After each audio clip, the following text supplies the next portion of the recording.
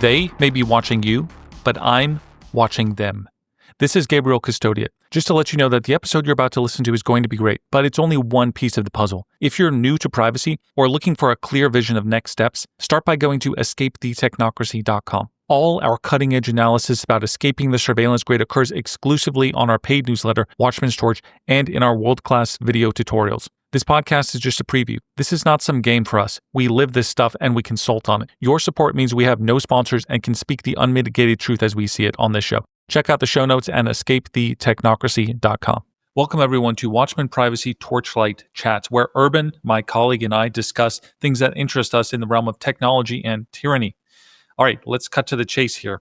Urban, you are talking right now from Riga, Latvia.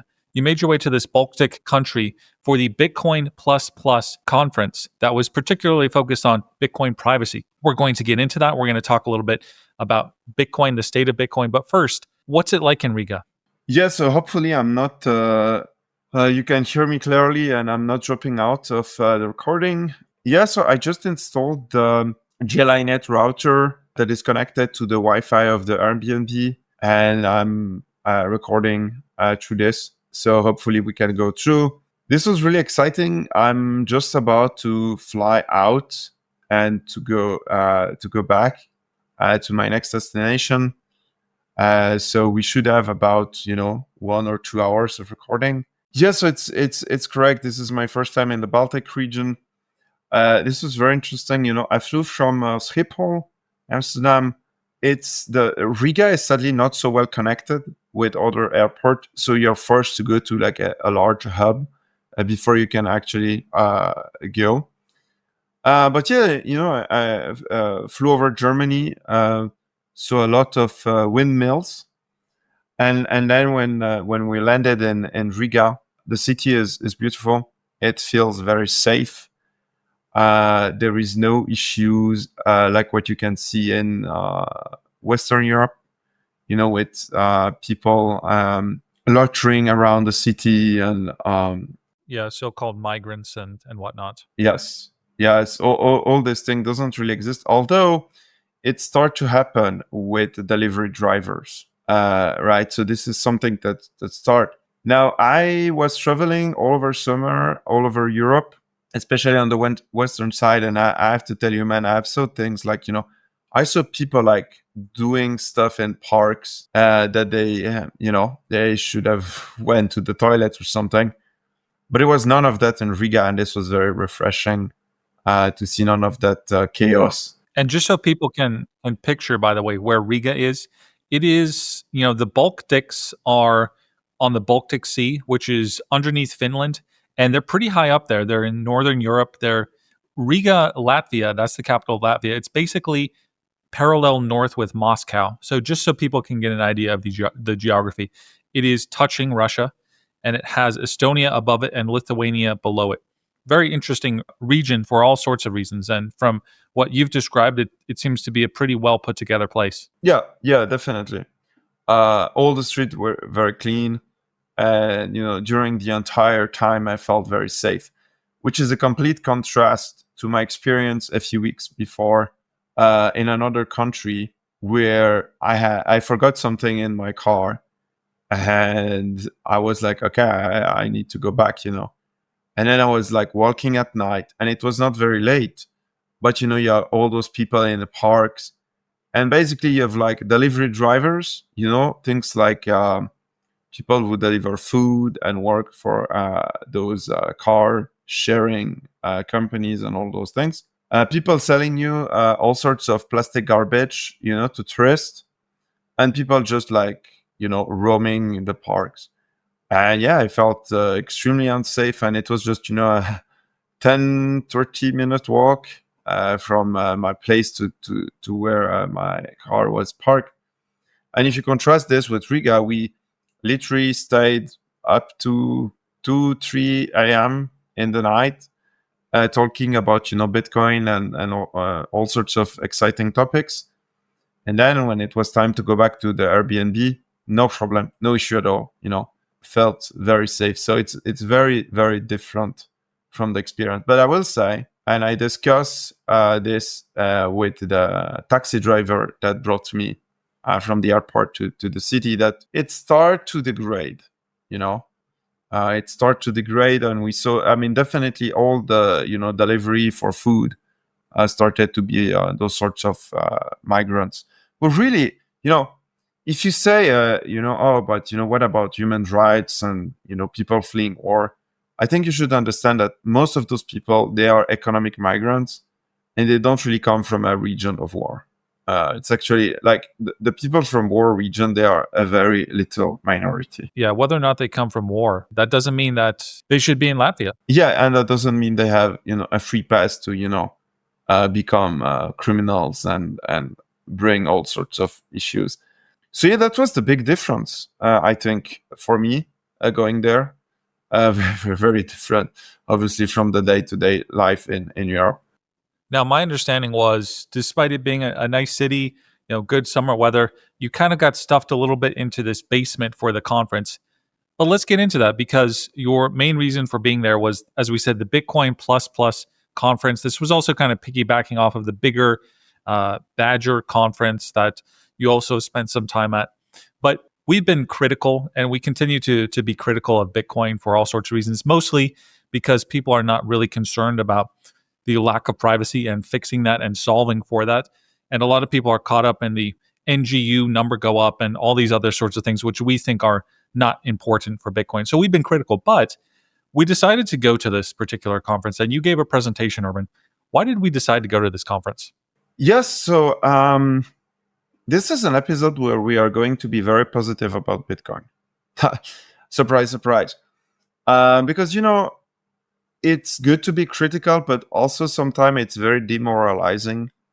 And actually, we know that the people who listen to us, they are not the NGU. They are not a crowd of people interested into weird loan scheme and yield and all this garbage. So we decided to make a special episode about everything that is good about Bitcoin and why it's so important and why we were very motivated with this conference. Did you feel energized by the crowd that was there? You were there with developers. Okay, that's not something that typically, one of the problems with Bitcoin is that there's not a lot of developers really involved in the scene so much. Did you feel energized with the people who were there? Not just developers, but people concerned and interested in building privacy stuff. Clearly, there's people that are still interested in building some solutions. Yeah, I think so. There were definitely many, many people enthusiastic and hacking all sorts of stuff. And it's very good to see this spirit. And I don't think this spirit will ever go mainstream for the simple reason that, well, it's kind of like niche and specialist. But that's okay. It doesn't have to go mainstream because the tool that they built might go mainstream, right? So I think this was good.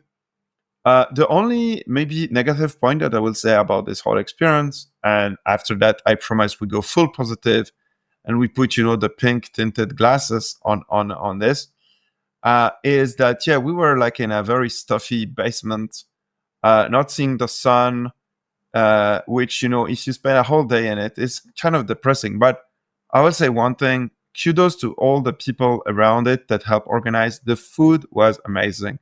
It was one of the best conference food that I ever eaten in my life. So yeah, the only negative was that we were in the basement. And I think for this, they should take inspiration about the Monerotopia, where they did this in a garden. Now I get it, when you're up in the north, like the Baltics, maybe the garden is not the best way. And we had some rains and some gray sky. But maybe it's better to have a place where we have some windows and some connection to, nature and the sky and the sun and all those things. But apart from that, yeah, this was tremendous. So a few months ago, it was several earlier this year, Nifty, who is a Bitcoin developer, she reached out to me and asked if we would present at this conference. I think this was after I released something on with Craig Raw, a recent Sparrow episode. And we thought it over a little bit, and appreciate her for inviting us. Clearly, we are talking about Bitcoin privacy. I think it's pretty clear, Urban, that we're one of the primary platforms, even if we talk about it somewhat rarely, right? We have a course on it. We do talk about Bitcoin privacy. This is something that we're knowledgeable about. And I think that's why we were kind of brought into the fold. And we decided that instead of bashing Bitcoin, we kind of wanted to meet it in the middle, so to speak, right? And I think it's important. We're as we're talking right now, there's a 51% attack happening on Monero. So, the thing that we want to emphasize is that a few things. First of all, Bitcoin can be used in a fairly private way, and that's what we talk about in our course, right? It's not surveillance city, right? So that's one thing. I think the privacy concerns are a little bit overblown. Like, obviously, we like to talk about those, but sure, it's a little bit overblown. We like alternatives. We don't want to be stuck with one cryptocurrency. So it's good to have alternatives. And frankly, Urban, there are a lot of people in Bitcoin who we want to meet them where they are. Hey, you're introduced to Bitcoin. You got in here for whatever reason. You need to protect it. You're concerned about your privacy. Maybe this is a time to talk to them. Hey, there are some privacy concerns with Bitcoin. Maybe you want to use Monero as well. So there are a lot of reasons why we want to engage with the Bitcoin community. We're going to be developing some more courses on Bitcoin to help people, for example, protect their Bitcoin if they see it as an investment. So there's a lot of things and a lot of knowledge that we have about Bitcoin that we want to share with people. That's why we're kind of trying to meet them in the middle. Does that make sense? Yeah, totally. No, I think you're completely correct. And you mentioned about the 51% attack on Monero. So as we speak and as we are recording, there is an ongoing attempt to, basically disrupt the Monero chain. We are going to talk about it later. So if you want to know all about exciting, wars, and you were not there for, the big block wars and the fork and all those things, stay with us. And, we are going to explain you, because this is like a live example of an attack that is going on and that is, disrupting the network. But that shows, to Monero people that there's no utopia. Yes, it's not an utopia, right? And it's interesting because I think this is exactly where we meet in the middle. And I saw a lot of people in this conference interested into Monero, which I think is good, and we encourage that. It's always good to have an alternative, even if you don't use it. The mere fact that one exists. But also, as we see, it's not a panacea, and the reverse is also true for Monero people. But more on that at the end of this episode, where we are going to explain more in detail what is going on in the Monero network. Let's focus on Bitcoin for now. So lots of people are interested into things like inheritance and dynasties. How one would create an orange dynasty, as in a Bitcoin dynasty. This is a recurring theme that we see people, and it's definitely one that we will touch in a future course or something of that nature. And there were lots of people interested about that. And also building tools, all sorts of tools. And to be fair, we don't know if those tools will survive, but that's the marketplace of idea, and that's what make it great. Now, if you ask me what is currently the best thing about Bitcoin, it's probably that it has been a little bit less than 20 years that this idea went out and was released on the web. And to this day, its value is above zero, and it's used by people. And that alone is a testimony, because, can you tell me a technology from the mid 2000s that we still use, is still ubiquitous? There is not so many, And I think it's a testimony to, its resilience and its incredibly well engineered software that continues. It kind of reminds me of the socialist Scandinavian countries, where what's often said about them is, oh, these are pretty functional societies. They can afford to have a few years of socialism, right, and still function. Kind of reminds me of Bitcoin for some reason. Like, Bitcoin was set into motion. We all know the awesome story of its decentralization, not in the hands of anybody. And once it was set into motion, it's pretty much going to stay in motion. And it can have some down years.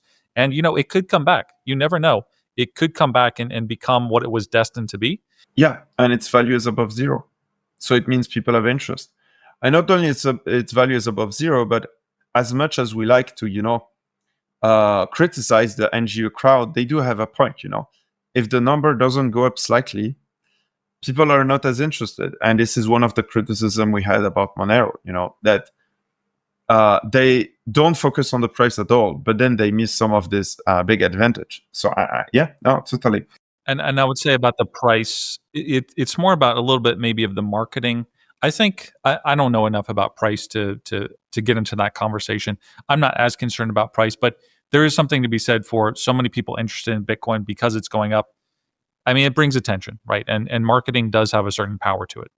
Yeah, no, definitely. Definitely it brings attention. And it's a rallying cry, You had Seth recently on the show, and he said, most people, they joined because the number went up, not because they had some, libertarian. That's how most of these people that I hear talk about, like, oh, I was interested in Bitcoin because the price was going up. So you have to think that it is going to bring in some people who are going to understand, like the next person to create the best coin join, they're probably in Bitcoin right now because of the price. And later on, they're going to Yep. learn a little bit more and try to fix it. On a slightly controversial topic, I think we do have the best coin join. We just need to make it run again. But that's a personal thing. So tell me a little bit, Urban. Let's focus on the conference again for a minute, because here you were talking to all these developers. They understood, like, this is one of the first conferences, in my understanding, dedicated to Bitcoin privacy specifically in a while. So that's good to hear. That's pretty cool. And you were talking to all these people involved in all sorts of projects pertaining to Bitcoin privacy. What was that like? What was it like talking to these people? Did anything attract your attention, and what was the overall atmosphere? Yeah, so I remember when Nifty contacted us, we said, "Do you know who we are?" Right? And she was like, "Yeah." "Do you know we are sometimes very critical of Bitcoin?" She was like, "Yeah, we think you should be, invited to talk to developers. They need to learn some things that you talk about." So like, okay, let's do it then.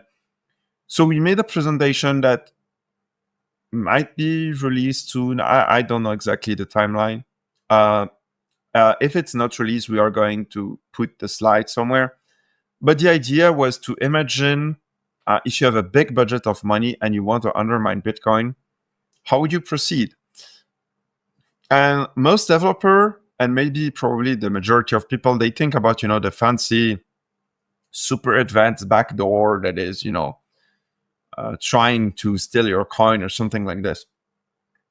But if you know some things about propaganda and psychological operations, you will quickly notice that it's very hard to go against the algorithm, right? Because the algorithm is executed by computer, and if it's well designed, it just won't fail.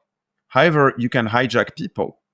And we spoke about this, how you could silo in people into discussion that are really like a backshake discussion, arguments about how big should this part of this other part of Bitcoin should be, things like, demoralizing people in all sorts of ways. And what was surprising is, despite being, I would say, maybe a bit antagonistic, people well received the presentation. And it did exactly what we hope it would do, which is have people think about those things. What if we are target? And if we are target, what kind of things an adversary that is well funded could do against us? And it's something that most people just don't think about, because if you're not in cybersecurity like us, or in the military like some of our consultants, what happens is you don't think about adversary. You don't think about the worst case scenario. You're a bit in a kumbaya world, but that's not always the case. And to see the people there, the developer, not just closing their eye and putting their head in the sand, but being enthusiastic about learning from this and try to see, okay, what can we do against those things? This was very refreshing and also very hopeful for the future. So that's one of the things that was that for me made me even more excited than I was before this. And so you gave a really interesting presentation. It was actually comical. Do we want to go into kind of describe to people how that went and how we came up with that? So the basic premise of the presentation was the following, imagine you're a top level, official, whatever, and you fly across the pond and you have a presentation about how to massively undermine Bitcoin. And because of the jet lag, you end up lost in Riga. And instead of going to the top secret, meetup, you go to a Bitcoin conference and you do the presentation there. So this was the whole scenario. And we were presenting how in this fictionalized world since 2014, this operation called Operation Orchestra was undermining Bitcoin. Now, the inspiration we got from an existing FreeBSD developer called Paul Kemp, who made a similar presentation in 2014 at also an open source conference. And we basically took this scenario and we applied it to Bitcoin. And then we went like chronologically. And it also makes sense because, if some entity was disrupting Bitcoin, they probably started in around like 2013, 14, because this is when it basically burst into the world. And like, this is when we had, the first news report of people like constantly talking about it and those things. And conveniently for us, this open source presentation that was done a decade ago was actually in 2014. So it kind of aligned, and it inspired us to create this, comical satire. And we went into, of course, the software aspect of it, what the code is running. But I think if you're a well-funded adversary, you will very quickly recognize that it's hard to go against the code. So what are you trying to do? You try to hack the human brain, and you can do things like demoralizing people. And this might sound comical to you, but if you look, in one hand, the ETF was approved, and on the other hand, some of the most brilliant developers in the space were put in jail. You might think it's unconnected, but I would disagree. It was probably something like, an archetype of sacrificing the king. Because, you give to the people what they want, which is you give them the king, which is, this, beautiful, whatever. In this case, it was the ETF. And then you sacrifice it, you take their best developers. So we spoke some of that. And again, if you don't think those things happen, you're very naive, right? It's all about, which type of story. And I will end this topic there, is if you allow your story to be written by someone else than you, that is a big, big mistake. And that's something that the Bitcoin community should be deeply aware. You cannot always be reacting to things. You have to create your own myths, your own legend, your own stories. And it's valid, for, if you're a church, a religion, or whatever, but it's also valid if you're Bitcoin. And if you allow other people to do it for you, that's bad. And we have seen, of course, people working in software development, like people building things, they're not good at writing story, and they despise it a bit because they're like, why should I spend time writing a good story, right? Well, if you don't spend the time, someone else will, and he might not have all his interests aligned with you. And that's something you should always keep in mind. So that is something. And we would certainly encourage, the Bitcoiner, create your own narrative and your own story. Don't let someone else explain to you. Tell me about Cash.U. Yes. So Cash.U is a form of eCash. Now, eCash is a very old technology, and historically, it's the first way humans discovered how to make electronic cash. I won't go in detail on how it works and the algorithm involved, but in short, it's like a fancy gift card system. You send some money to what is called a mint, and then you get back some token, like gift cards. Now, but what's nice is actually those tokens are extremely private. So if you think about it, with a gift card, the person issuing it would know that they give to, Gabriel one gift card with 1,000, and then they know, oh, this person used this gift card to buy, I don't know, like a bottle of water somewhere. So that's like, the basic. And the advantage of eCash is that it's very fast. You can do literally like millions of transactions on a laptop. It scales very well. It can be used offline, which is not the case of Bitcoin. And it's very, very private because the computer won't know which token you have and which one you're redeeming it. But it knows that you're redeeming one. So all of those makes it for a very, very good properties.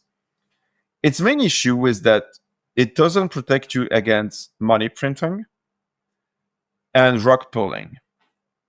So, when you send, let's say, 1 Bitcoin and you get 1 Bitcoin of eCash, maybe the person, then, gives more to a friend or pretend that they have the Bitcoin and then they sell the Bitcoin for something else.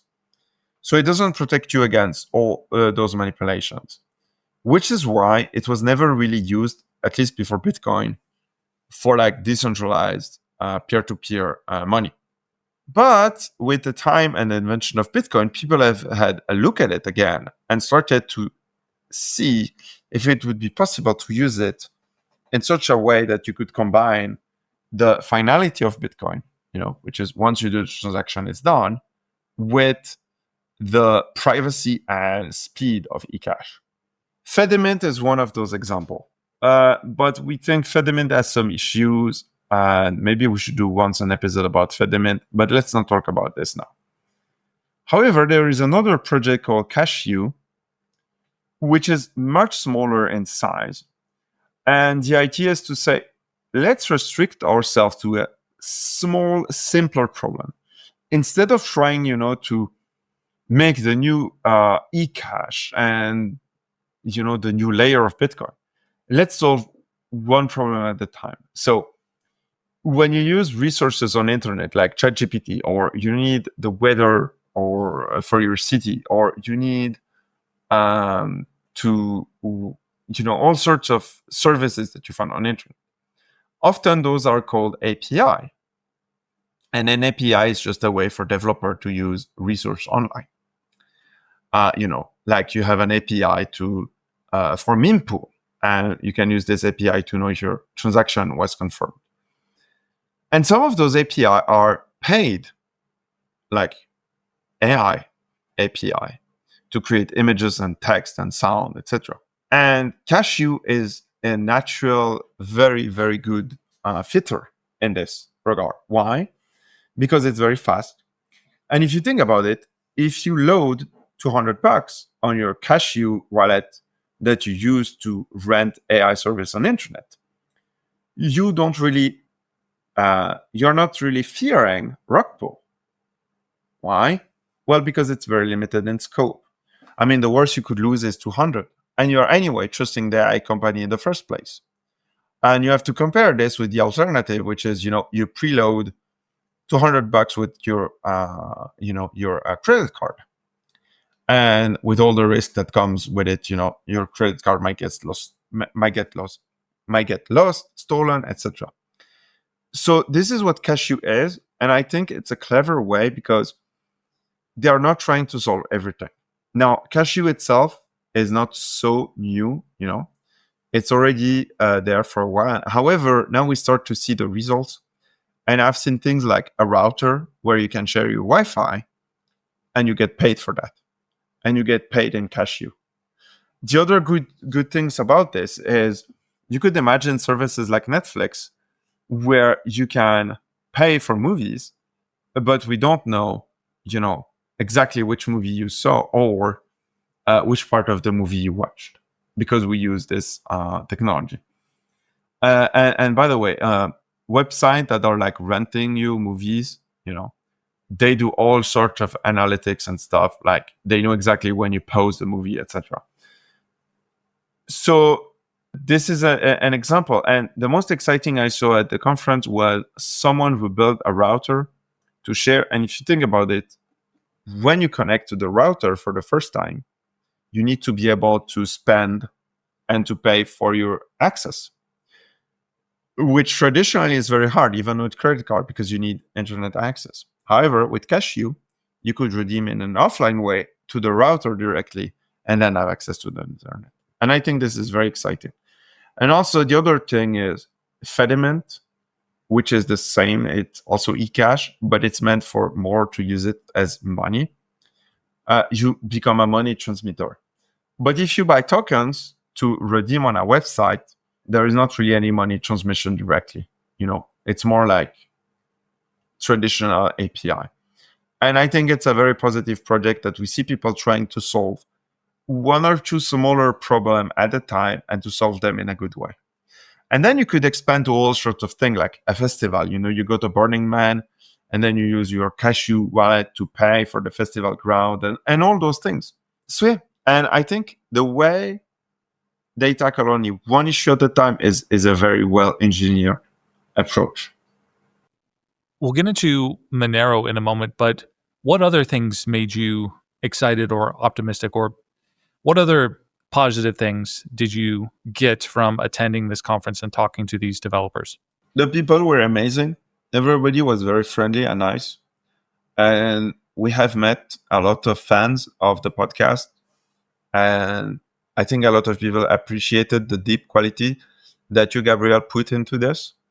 And this was very, very nice, very friendly. I didn't see any antagonistic view, so that's good. And the last project that excited me, and I think it's a good bridge for the Monero thing that is going on right now, the BitAxe. Now, what the BitAxe is, it's basically a specialized miner, like an ASIC for Bitcoin, but it's very small, and it only requires like 10 or 20 watts of power. So anyone could run it. You could run it from solar panels. You could run it at your home. You could run it, in basically anywhere in the world. And what's good about it, it's like it truly decentralized hash rate, and you could use it as a lottery miner. And if you have, a few thousand of those BitAxe, you suddenly have like a small farm like that can basically punch above its weight. And, basically be as good as some of those more centralized pools. And I think having network like this of BitAxe, it's actually it's a very good thing. Because as we are going to see, you could always be a target of a 51% attack, and sometimes in very, very creative ways. Democratizing mining like this is very good.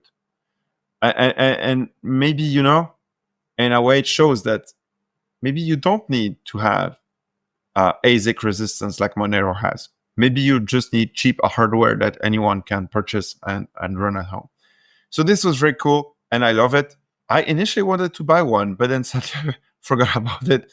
And then, with the last day and all the party that was going, I just forgot to buy. But we will get our hands on one for sure. And we're going to make probably a blog post or something to talk about this project. Okay, so we were encouraged by this Bitcoin conference in Riga, encouraged by the city itself, encouraged by the people. And I'll tell you what, the other cryptocurrencies are not without their faults. Monero is facing this 51% attack as we speak. This is an existential threat, and we will be covering it more and discussing what you can do to help fight against this attack in an upcoming episode. Hey, thanks for listening. I could really use your help real quick. If you could share this episode with someone, engage with me, leave a review anywhere. This helps me to break the technocratic shadow banning that is happening with my brand. And of course, if you really want to escape the technocracy, go to escapethetechnocracy.com. Privacy tutorial series, books, newsletters, consulting, and of course, you can leave a donation. Thank you very much.